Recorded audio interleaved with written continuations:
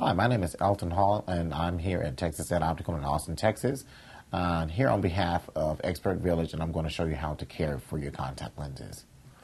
Clear Care is a good solution to use if you've had problems in the past with infections or anything like that. You want to make sure that you ask your doctor about it. You want to be sure that it works for you.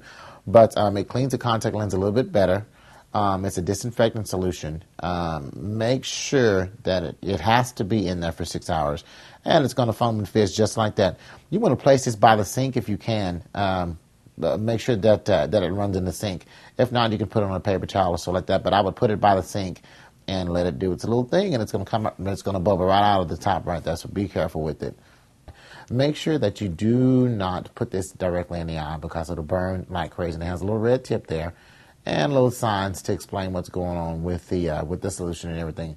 But you cannot put this directly in the eye. It'll burn and it'll hurt.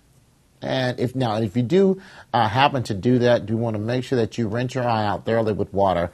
Just keep rinsing your eye out, and then you want to consult your doctor as soon as possible, okay? But if you happen to get some of it in your eye, just keep rinsing it out with tap water, and you'll be okay, okay?